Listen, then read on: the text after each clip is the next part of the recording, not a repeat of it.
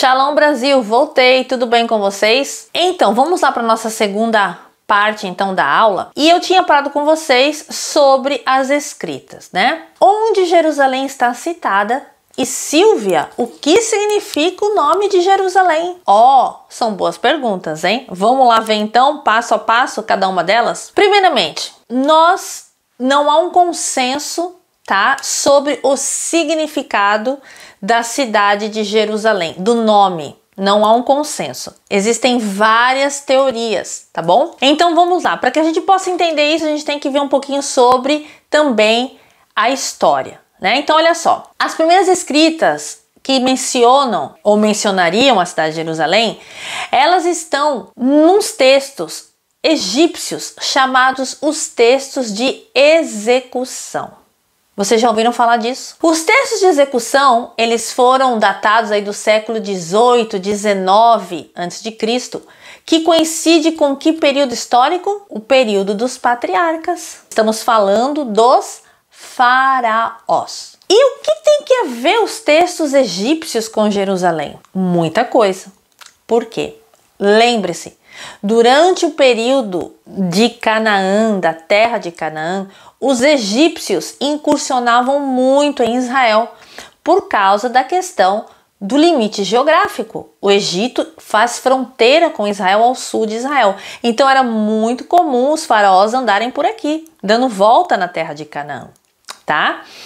E em um determinado momento, os faraós tinham súditos pela terra de Canaã e Jerusalém não estava alheia a isso. Então, o que eram os textos de execução egípcios? Os textos de execução egípcios eram textos que, é isso mesmo que eu vou falar para você. Vocês sabem que os egípcios, eles tinham vários deuses, eles tinham os sacerdotes, e eles usavam então esses textos, essa questão religiosa, para poder impor, vamos dizer assim, medo sobre os outros povos.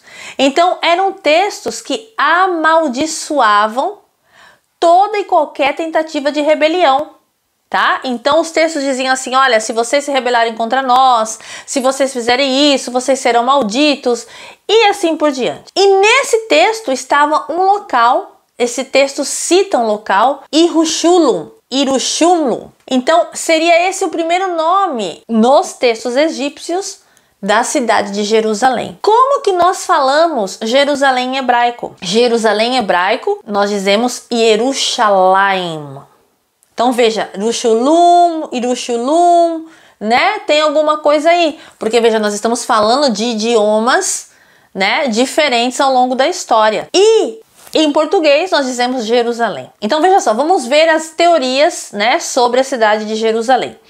Talvez a mais conhecida, o significado mais conhecido sobre o nome Jerusalém seja cidade de paz. Cidade de paz. Agora veja, se você pegar o começo Yeru, tá? Yeru, em hebraico existem várias formas de você interpretar isso. Pode ser Yeru de provisão, a provisão perfeita. Por quê? Estamos falando do sacrifício de Isaac.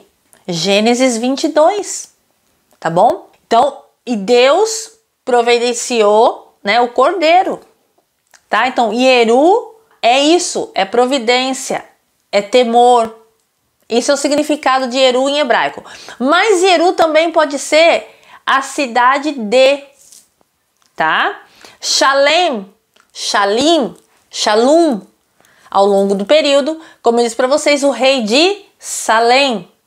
Shalem em hebraico significa completo, perfeição, tá? Então veja, existem várias teorias do significado do nome de Jerusalém. Nós não podemos afirmar 100%, mas aí você vai pegar aquilo que você mais se conecta. Como eu sempre digo às pessoas aqui, aquilo que a gente não pode afirmar 100%, você vai naquilo que mais o seu coração e mais o seu entendimento, aquilo que você entende, te diz, tá? Então, Yerushalayim. Então, assim, se você quiser tê-la como cidade de paz ou cidade de luz, tá certo? Yerushalayim, ou a cidade completa, né? pode ser dessa maneira também, tá? Então esse seria o significado do nome de Jerusalém, tá? Muito bem. Então nós estamos falando aí, né, desse período transitório entre a primeira cidade dos cananeus e já a cidade conquistada pelos jebuseus. Então, quando os jebuseus conquistam a cidade de Jerusalém, que se deu lá no ano de 1200 antes de Cristo, como eu disse para vocês, é o período da conquista de Josué. Esse período da conquista de Josué na história se chama a época israelita ou a época do ferro, tá? Então, é isso na história que você vai encontrar esse nome, essa nomenclatura, tá bom? Então, é a partir daí que tudo muda no contexto bíblico e também no contexto histórico. Por quê? Exatamente nesse período sobe ao poder um rei chamado o rei Davi. Davi foi o segundo rei de Israel e ele então começa a ter planos sobre o templo. O propósito de Davi era o quê? Construir um templo para Deus. E ele precisava de um lugar para isso. E além do local, ele precisava também trazer a Arca da Aliança. Nós estamos falando lá do livro de Samuel. Então, a partir desse momento, quando Davi ele já é rei pleno em Israel, ele começa todo esse projeto. E como é que se dá esse projeto? Como tudo na vida, você tem que ter a pedra de esquina, ou seja, aquilo que é principal para que eu possa continuar com esse projeto. E o que era fundamental para que Davi levasse esse plano de construir um templo adiante?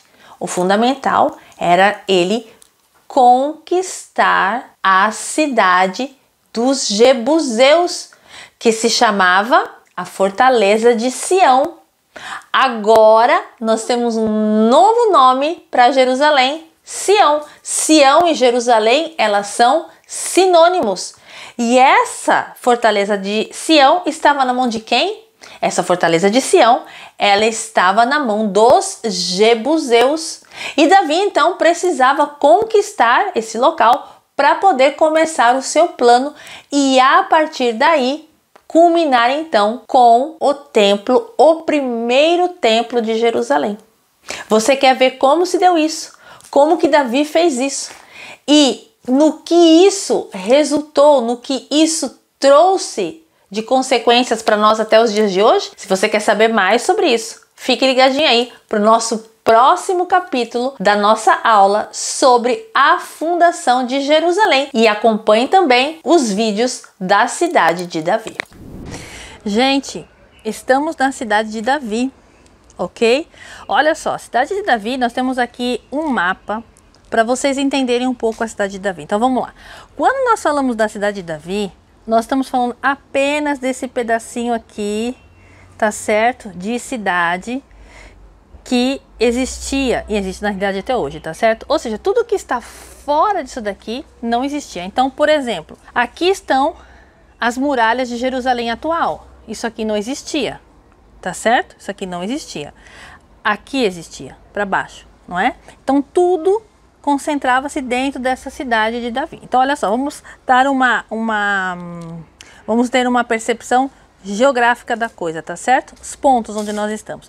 A cidade de Davi, ela fica no que hoje é o sul da cidade velha de Jerusalém. Estamos ao sul da cidade velha de Jerusalém, tá certo? Cidade de Davi. E a cidade de Davi, olha só, ela tem aqui o Vale de Cedron, tá certo? O Vale de Cedron. Depois nós temos um outro vale, que é o Vale de Tirapotion, ou Gaia Mekazi. Ou depois a gente tem do outro lado o Vale de Inom. Só que não dá para vocês verem desse mapa. Por que eu estou falando isso para vocês?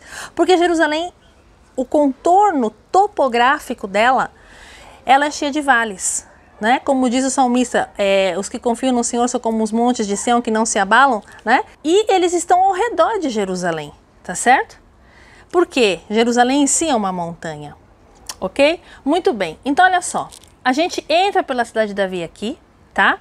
E nós vamos descendo, né? Até chegarmos aonde? Até a gente chegar, tá certo? No local da água, que é o tanque de Siloé. tá certo? Aqui. Agora veja só, aqui nós estamos vendo um corte no mapa que mostra o que fez o rei Ezequias. O rei Ezequias, ele canalizou a água, veja só, ele pôs para dentro da cidade, tá certo? E terminando então no tanque de Siloé. Por quê, gente? Para que as pessoas da cidade de Davi estivessem então protegidas em caso de um possível ataque, para elas não precisarem sair para buscar água e aí serem surpreendidas pelo inimigo, ok? Então, essa era a estratégia, isso foi feito pelo rei Ezequias. Agora vocês imaginem que o rei Ezequias fez isso no século 8 a.C., com os assírios aqui, ó, fungando aqui no cangote, como a gente diz no Brasil, né? Os assírios fungavam aqui. Isso foi feito muito rápido. E na realidade, até hoje, nós não sabemos exatamente como foi feito essa obra. Porque para e pense, vamos comigo. Eu não sou arquiteta nem engenheira. Estou longe disso, gente, longe disso, mas vamos pensar.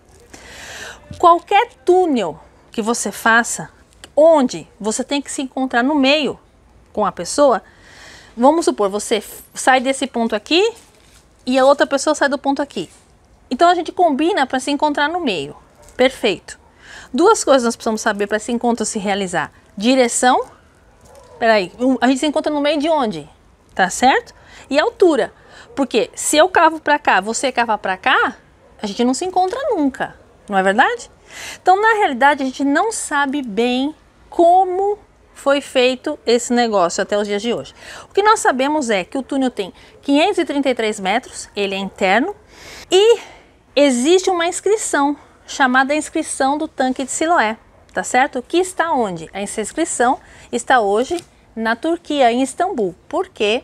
Porque quando isso foi encontrado, os turcos otomanos reinavam sobre Israel e eles levaram essa inscrição para lá. Está num museu lá na Turquia, tá certo? E essa inscrição ela fala um pouquinho sobre a construção do túnel e tal, mas ela não dá detalhes tão grandes assim, como nós gostaríamos de saber hoje na modernidade, que a gente gosta de saber tudo nos mínimos detalhes, né? Então elas não nos dão, então a gente tem que usar a nossa imaginação para saber. Na realidade nós não sabemos. O que nós sabemos é que o túnel funcionou, Jerusalém foi salva, tá certo? Os assírios não conseguiram conquistar a cidade desta vez, os assírios não, Senaqueribe não, porém, lá no ano 586 depois de Cristo, perdão, no ano 586 antes de Cristo, aí sim, Jerusalém sucumbiu. Foi quando então o império de Nabucodonosor chegou a Jerusalém e deu ruim, né? Nabucodonosor destruiu o primeiro templo, o templo de Salomão foi destruído, os utensílios foram levados embora, o povo judeu foi levado para o exílio babilônico, entre eles um amigo muito conhecido de vocês, Daniel, o profeta Daniel e os seus amigos, tá certo? Vocês conhecem a história, não é?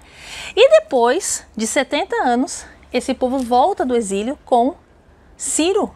Ele faz a declaração de Ciro, tá certo? Do ano 538 a.C., dizendo que os judeus poderiam retornar ao seu país e até mesmo deu dinheiro para a construção do templo.